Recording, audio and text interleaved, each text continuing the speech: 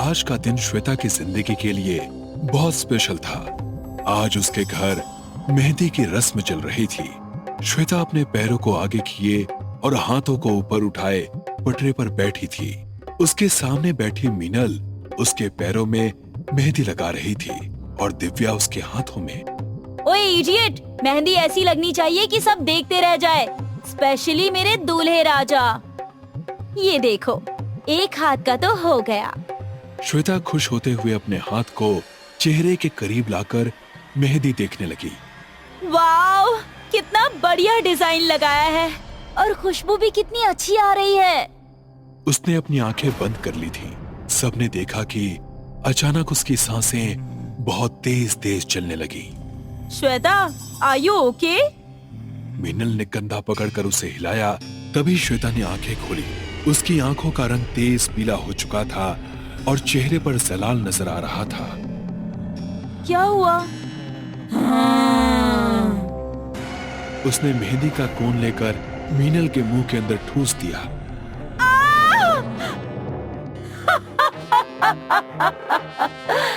मेहंदी मुबारक हो। ऐसा कहकर वो दिव्या पर नाखूनों से हमला करने लगी, लेकिन वो किसी के काबू में नहीं आ रही थी। उसने थाली में रखी मेहंदी को बुरी तरह अपने शरीर और चेहरे पर रगड़ डाला और फिर चिल्ला पड़ी। उसके शरीर से एक भयानक आत्मा बाहर निकली जो सभी को नजर आ रही थी। कौन हो तुम? तेरी मौत। इतना कहते ही श्वेता के शरीर पर लगी मेहंदी ने कीड़ों का रूप ले लिया और देखते ही देखते उसके पूरे शरीर पर कीड़े रेंगने लगे। आसपास के लोग और उसके घर वाले ऐसा खौफनाक मंजर देख चीख पुकार कर रहे थे और वो आत्मा खड़ी जोर जोर से हंस रही थी। इस गांव में मेहंदी की रस्म हर दुल्हन की मौत का पैगाम बनकर आएगी। आदित्य और तानिया भी इसी गांव के थे। वो पिछले 3 साल से दिल्ली यूनिवर्सिटी में साथ स्टडी करते हुए रिलेशनशिप में आ चुके थे। अपनी एमए की स्टडी कंप्लीट करके अब वो दोनों अपने गांव वापस आए थे। मम्मी एंड डैडी, आप दोनों को तो ये पता ही है कि हम एक दूसरे को पसंद करते हैं और हमारी स्टडी भी कंप्लीट हो चुकी है। अब आप श्वेता के पेरेंट्स से बात करके हमारी शादी की डेट फिक्स करवा दीजिए। ये सुनते ही दोनों परेशानी वाले भाव से एक दूसरे का मुंह देखने लगे। क्या हुआ आप लोगों को? क्या आप हमारे रिश्ते से खुश नहीं हैं? ऐसी बात नहीं है बेटा। इस गांव में पिछले 2 सालों से शादी एक अभिशाप बन चुकी है। क्या मतलब?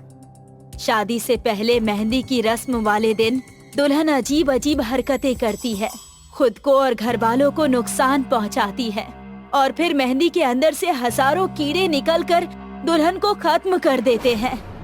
आप लोग ये कैसा अंधविश्वास पाल कर बैठे हैं? बेटा, ये अंधविश्वास नहीं हो सकता। अभी तक 15 दुल्हनों की जानें जा चुकी हैं। मेहंदी की रस्म दुल्हनों के लिए आखिरी रस्म बन जाती है। तानिया और आदित्य को अभी भी इन बातों पर यकीन नहीं हो रहा था। रात 11 बजे जिस कमरे में तानिया ठहरी थी, आदित्य उसके पास पहुंचा। अरे तन्नू, ये क्या कर रही हो? मेहंदी लगा रही हूँ। तुम देखना, मैं तुम्हारे घर वालों के इस अंधविश्वास को झूठा साबित करके ही रहूंगी। उसके बाद आदित्य अपने कमरे में चला गया। तानिया बेटा! रात के ठीक 2 बजे आदित्य को मम्मी की आवाज सुनाई दी। ये तो मम्मी की आवाज है। आदित्य तेजी से दूसरे कमरे में पहुंचा। तानिया नीचे बैठी जमीन को अपने नाखूनों से खरोंच रही थी। तानिया! उसने एक झटके से आदित्य को पलट कर देखा। तभी आदित्य ने टेबल से पानी का जग उठाया और उसका हाथ जग के अंदर दे दिया। तेज चीख के साथ तानिया के शरीर से भूतनी निकलकर सबके सामने आ गई। अभी तो छोड़ रही हूँ, लेकिन अब मेहंदी लगाई तो फिर से वापस आऊंगी। ऐसा कहकर वो हवा में गायब हो गई। बेटा, मैंने कहा था ना कि इस गांव में शादी करना सही नहीं होगा। तुम दोनों अपनी शादी शहर जाकर ही कर लेना।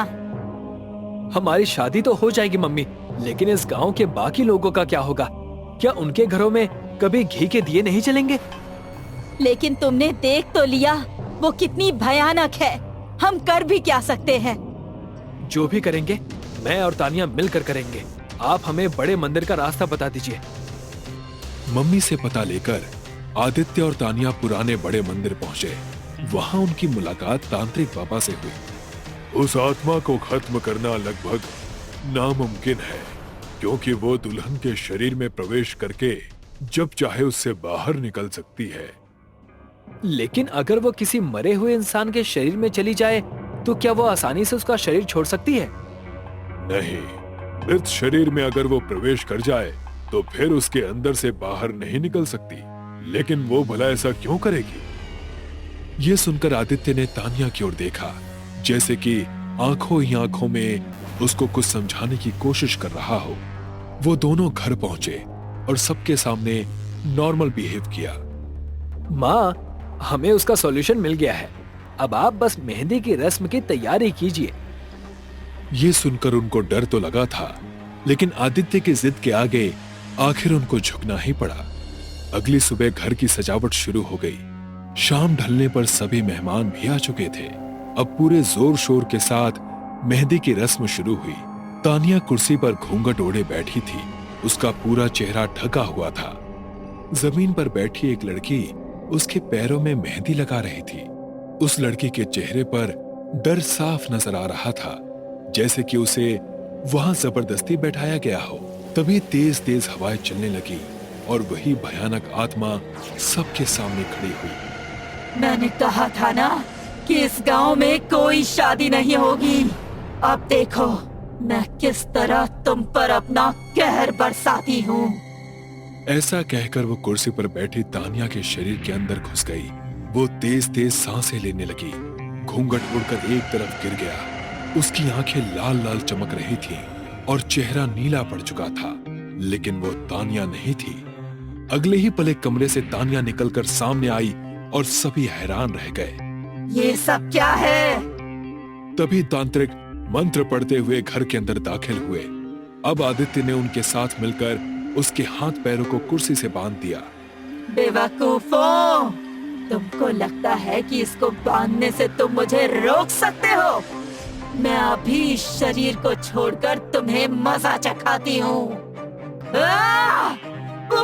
ये क्या हो रहा है? मैं इस शरीर से निकल क्यों नहीं पा रही?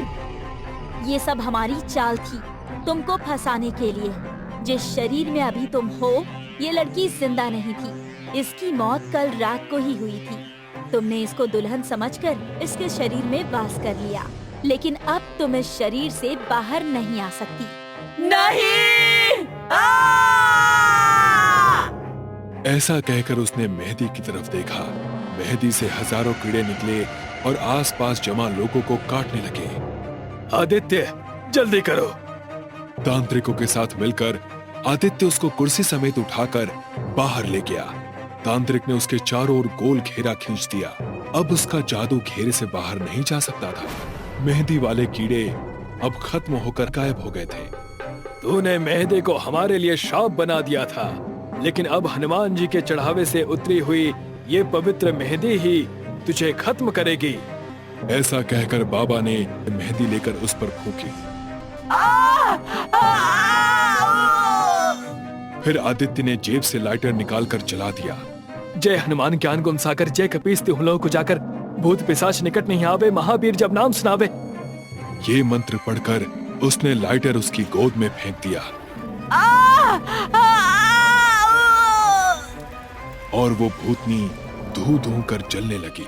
अगले ही दिन उन्होंने धूमधाम से अपनी मेहंदी की रस्म पूरी की और पूरा गांव अब मेहंदी वाली भूतनी के खौफ से आजाद हो गया। रात के सन्नाटे में बारातियों से भरी एक बस जा रही थी, जिसमें दूल्हा दुल्हन भी मौजूद थे। राजेश अपनी दुल्हन नंदिनी को बड़े प्यार से देख रहा था कि अचानक ड्राइवर ने बस रोक दी। अरे 2 घंटे तक बस यहीं रोक लेते हैं। इसके आगे का इलाका एक आत्मा का है जो नए शादीशुदा जोड़ों को मार देती है साहब। अपनी बकवास बंद करो। तुम अब भी उन 80-90 साल पुरानी उन घटिया बातों पर यकीन करते हो? बस चलाओ, हम यहाँ नहीं रुक सकते। ड्राइवर ने बस स्टार्ट कर दी। बस थोड़ी दूर ही चली थी कि अचानक बस में सभी लोगों की चीखने की आवाजें आने लगी। अरे नंदिनी को क्या हो गया? इसने मेरे बेटी का दिल निकाल लिया। हाय मेरा बेटा! ड्राइवर ने जैसे ही पलट कर देखा तो उसके सामने नंदिनी डायन बनी खड़ी थी। ड्राइवर ने डर से चिल्लाया, अरे मना किया था ना मैंने। इसके शरीर में उसी खूनी डायन दुल्हन की आत्मा ने कब्जा जमा लिया है। नंदिनी का चेहरा बिल्कुल काला पड़ चुका था। उसकी आंखें बिल्कुल सफेद हो चुकी थी। उसके हाथ में राजेश का दिल था और राजेश खून से लथपथ मुद्रा में पड़ा हुआ था। अचानक बस का संतुलन बिगड़ गया और बस एक खाई में जा गिरी। खूनी दुल्हन की आत्मा का ये रहस्य 90 साल पुराना है। ये बात 1932 की है। महाराष्ट्र के एक गांव में एक परिवार में खुशियों का माहौल था। उस परिवार के लड़के नितिन की आज शादी हुई थी। लड़के की माँ विमला देवी बहुत खुश थी। मेरे नितिन के तो भाग्य खुल गए। लड़की वालों ने दहेज भी दिल खोल कर दिया है।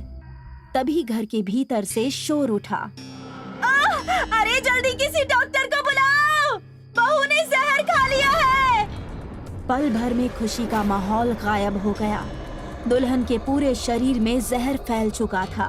दुल्हन ने हाथ जोड़कर बड़ी कठिनाई से कहा, मेरी जबरन शादी की गई है। मैं किसी और को अपना पति मानती हूँ, इसीलिए मैंने जहर खा लिया। इतना कहकर दुल्हन ने दम तोड़ दिया। गांव के एक बूढ़े ने लड़के के पिता रामदयाल को सलाह दी, ये अंग्रेज पुलिस वालों को अगर इस घटना की खबर लग गई तो बहुत बुरा होगा। अच्छा यही होगा कि तुरंत तुम बहू का जल्दी अंतिम संस्कार कर दो। अचानक खबर मिली, अंग्रेज पुलिस वालों की गाड़ियां गांव में आ गई है। अपने परिवार को संकट में घिरा देखकर नितिन ने घर का भीतरी कमरा खोदा और अपनी पत्नी का शव जल्दी से कच्चे फर्श में दफना दिया। अंग्रेज पुलिस वाले तब तक वहां पहुंच गए। हे, ये क्या करता है यहाँ तुम लोग? अरे कुछ नहीं साहब, इस घर का जवान बेटा बीमार हो गया है, उसे ही देखने आए थे। कहाँ है? दिखाओ हमें। अंग्रेज घर के भीतर जा घुसे, लेकिन लड़के के पिता रामदयाल ने उन्हें देख लिया था। वो तुरंत बोले, माय बाप, मेरा लड़का बीमार है, जोर से मत बोलिएगा। इधर नितिन ने अपनी पत्नी को दफना ही दिया था कि अचानक जमीन से चमकीली रेखा निकली और कमरा रोशन हो गया और उस रोशनी ने उसकी पत्नी का रूप धारण कर लिया। अचानक उसके सुर्ख होठों के दोनों किनारों पर लंबे लंबे दांत बाहर झांकने लगे। उसकी आंखों की पुतलियों का रंग भी बदल गया था।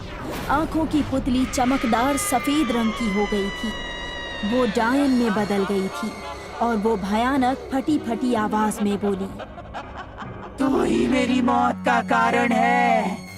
तेरी वजह से ही मुझे जहर खाकर आत्महत्या करनी पड़ी। अरे तुम तो मर चुकी हो, ये कैसे हो सकता है? हाँ? मुझे क्या मालूम था कि तुम मुझसे शादी नहीं करना चाहती थी। मुझे माफ कर दो, मेरी कोई गलती नहीं है। गलती तो तूने अभी भी की थी। कौन सी गलती? अंग्रेज पुलिस वालों से बचने के लिए तूने मेरी लाश का क्रियाकर्म करने के बजाय उसे जमीन में दफना दिया। ये कहते हुए दुल्हन की आत्मा बन चुकी डायन ने अपने पैने दांत उसकी गर्दन में गाड़ दिए। नितिन की माँ, लगता है नितिन की तबीयत ठीक नहीं है। नितिन की माँ विमला देवी दुखी होकर अपने पति से बोली, जिसकी शादी हुए 24 घंटे भी न बीते हो और उसकी पत्नी आत्महत्या कर ले, उस पे क्या बीत रही होगी। अरे इसीलिए मैं सोच रहा हूँ उसे उस बंद कमरे से बाहर बुला लूं। मुझे बहू की लाश के बारे में भी पूछना है। तभी नितिन की चीख से पूरे घर की दीवारें कांप उठी। ये चीख तो मेरे बेटे की है। विमला देवी और रामदयाल उस कमरे की तरफ भागे जहां नितिन लेटा था। नितिन, दरवाजा खोल, क्या हुआ मेरे बेटे? इधर दुल्हन बन चुकी डायन ने नितिन के जिस्म का खून पीकर सीना अपने पैने नाखूनों से चीरकर उसका धड़कता हुआ दिल नोच लिया और उसे खा गई। सीने से दिल निकलते ही नितिन ने दम तोड़ दिया। अचानक दरवाजा खुल गया। सामने पड़े अपने बेटे की लाश देखकर विमला बेहोश होकर गिर पड़ी और रामदयाल के सामने दुल्हन बनी डायन खड़ी हुई थी। तुम सब मरोगे। अरे मेरे बेटे ने तेरा क्या बिगाड़ा था? मेरी पत्नी को छोड़ दे। मगर खूनी दुल्हन ने रामदयाल के सीने में अपने नुकीले पंजे से वार कर दिया और उसका दिल निकाल कर खाने लगी। रामदयाल की चीख सुनकर उनकी पत्नी बेहोशी से जाग गई। यही हाल उसने विमला का भी किया। इस घटना के बाद उस घर में सन्नाटा छा गया और गांव में मौतों का सिलसिला शुरू हो गया। गांव के लोगों में उसकी दहशत बढ़ गई थी। गांव के लोग मुखिया के पास गए। अरे कुछ करिए मुखिया जी, ऐसे तो वो डायन सारे गांव को खत्म कर देगी। तुम सब सही कहते हो। मैं एक तांत्रिक को जानता हूँ, चलो उसके पास। नितिन की पत्नी की लाश उस घर में अभी भी दफन है। जब तक उसकी लाश का क्रियाक्रम नहीं किया जाएगा तब तक वो यूं ही भटकती रहेगी। या ये याद रखना, कुछ दिन बाद वही चुड़ैल पूरे गांव को शमशान बना देगी। ये आप क्या कह रहे हैं? मैं सही कह रहा हूँ। वो आत्मा इतनी ताकतवर है कि दिन के उजाले में भी उसे कोई परेशानी नहीं होती। मैं अपनी तंत्र शक्ति से देख रहा हूँ कि आने वाली अमावस्या को वो इस पूरे गांव की सीमा रेखा के बाहर भी जा सकती है। ये तो बड़ी चिंताजनक बात बताई आपने। इसका कोई उपाय नहीं है क्या? भला अकेला चना क्या भाग फोड़ेगा? आप चिंता ना करें जी, इस काम के लिए गांव के कई लोग तैयार हैं। तो फिर रात में कुछ बहादुर लोगों के साथ आ जाना।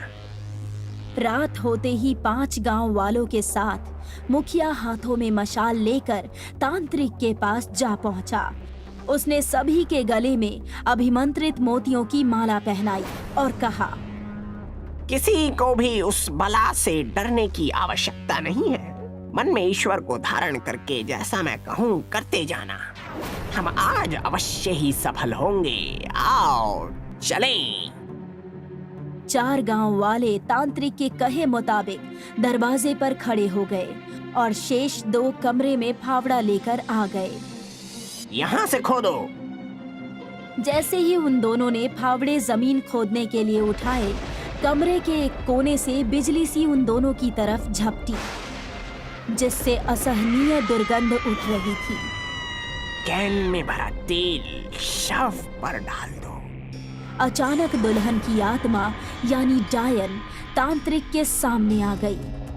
उसका खौफनाक चेहरा देखकर वहां भगदड़ मच गई। सिर्फ मुखिया हिम्मत करके वहां खड़ा रहा। तू क्या समझता है? तू अपने मकसद में कामयाब हो जाएगा? तांत्रिक, तेरी इतनी हिम्मत? तू गांव वालों के साथ यहाँ तक आ गया? मरने के लिए तैयार हो जा। आज तेरा दिल निकाल कर मैं खाऊंगी। डायन ने बड़ी फुर्ती से अपने पंजे तांत्रिक के सीने में गाड़ दिए और उसका दिल निकाल कर खाने लगी। तांत्रिक ने वहीं दम तोड़ दिया, लेकिन गांव के मुखिया ने तुरंत केन में भरा तेल उड़ेल कर उसमें आग लगा दी। आग जलते ही डायन तड़पने लगी और वहां से गायब हो गई। कहते हैं कि आज भी उसकी आत्मा उन वीरानों में भटकती है। आज भी रात के वक्त कोई भी नई नवेली दुल्हन उस गांव की सीमा में नहीं जाती है, और जो जाती है वो आत्मा उसके शरीर पर कब्जा कर लेती है और उसका अंजाम मौत होता है। राजीव और सुमन की शादी के बाद सनशाइन विला में दुल्हन के गृह प्रवेश की रस्म चल रही है। राजीव और सुमन साथ में खड़े हैं। मालती सुमन की आरती उतारती है। उनके पीछे ही राजीव के अंकल और आंटी खड़े हैं। बेटा सुमन, इस कलश को पैर से गिराकर अंदर आ जाओ। ये सुनकर सुमन कलश को पैर से गिराकर घर के अंदर प्रवेश करती है।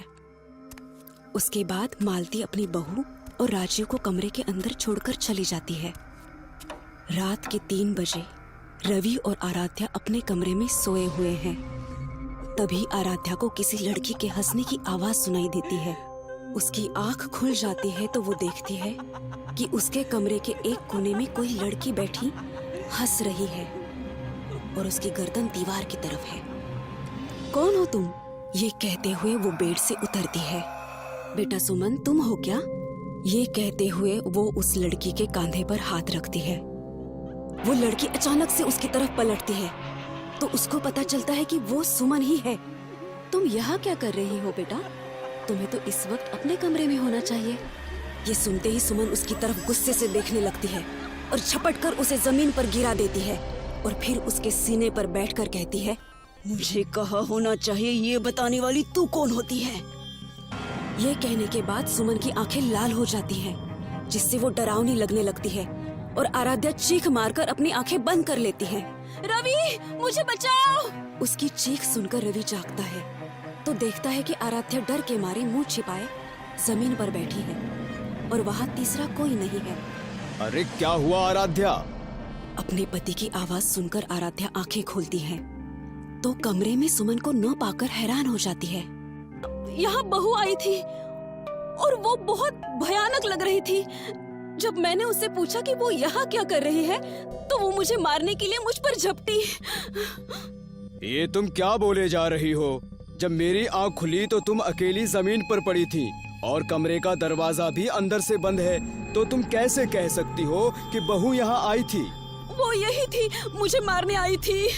तुमने जरूर कोई सपना देखा होगा। बहू अपने कमरे में ही होगी।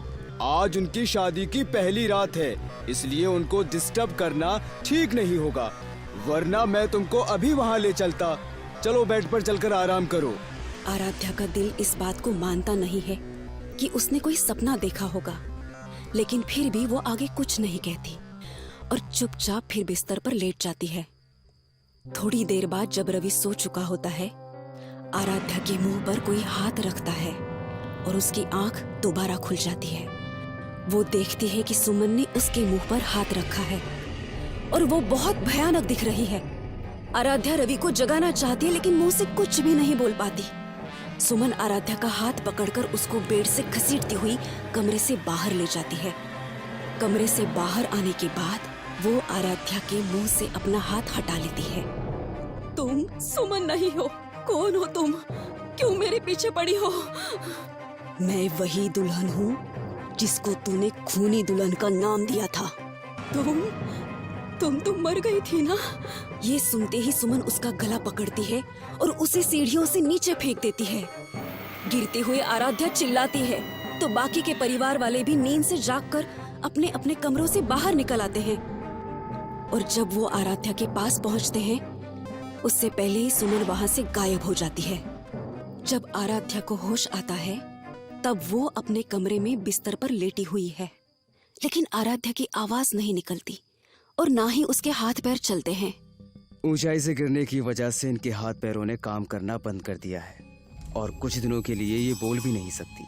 मैं दवाई लिख के दे रहा हूँ, ये इनको टाइम पर देते रहना। घर में अब सभी परेशान हो जाते हैं और आराध्या का खास ख्याल रखना शुरू कर देते हैं। अगली रात सब डिनर के लिए डाइनिंग हॉल में बैठे हैं, लेकिन सुमन वहाँ नहीं नजर आती। राजीव बेटा, सुमन अभी तक कमरे में ही है क्या? उसको डिनर नहीं करना? मम्मी, मैं तो बहुत देर से कमरे में अकेले बैठा ऑफिस का काम कर रहा था, मुझे लगा कि वो आपके साथ होगी। मालती सुनकर चौंक जाती है। अरे नहीं राजीव, मैंने आराध्या के कमरे में भी देखा, लेकिन वो वहाँ भी नहीं है। ये सुनकर सभी परेशान हो जाते हैं और डाइनिंग टेबल से उठकर सुमन की तलाश करने लगते हैं।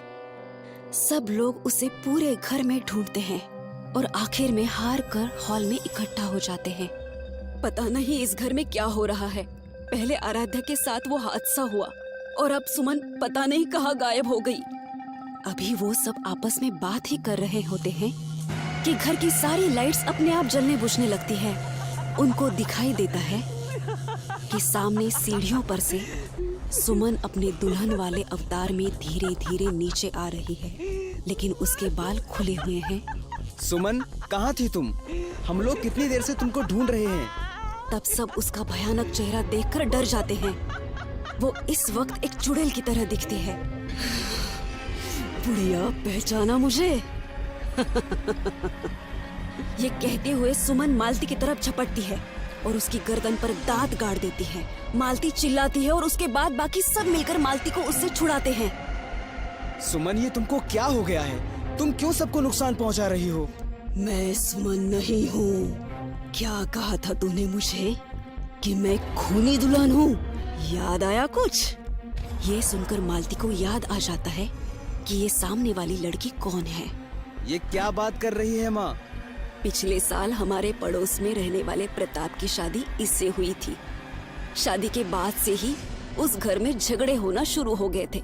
रोजाना इनकी लड़ाइयों की आवाजें कॉलोनी में गूंजती रहती थी, लेकिन वो कॉलोनी की सबसे पॉपुलर फैमिली है, इसीलिए कोई कुछ नहीं कहता था। एक दिन प्रताप बहुत जोरों से चिल्लाया तो कुछ पड़ोसी भागे भागे उसके घर में पहुंच गए। वहां देखा कि प्रताप जमीन पर गिरा पड़ा था और उसके पेट में चाकू लगा हुआ था। सामने ये लड़की, जिसका नाम अक्षरा है, खड़ी थी। सबको यही लगा कि इसने ही अपने पति को मारने की कोशिश की है। ये कह रही थी कि इसने कुछ नहीं किया, प्रताप झूठ बोल रहा है, लेकिन लोगों ने तरह तरह की बातें बनाना शुरू कर दिया। सब लोग उसी को खूनी दुल्हन कहने लगे और फिर इसको पुलिस के हवाले कर दिया।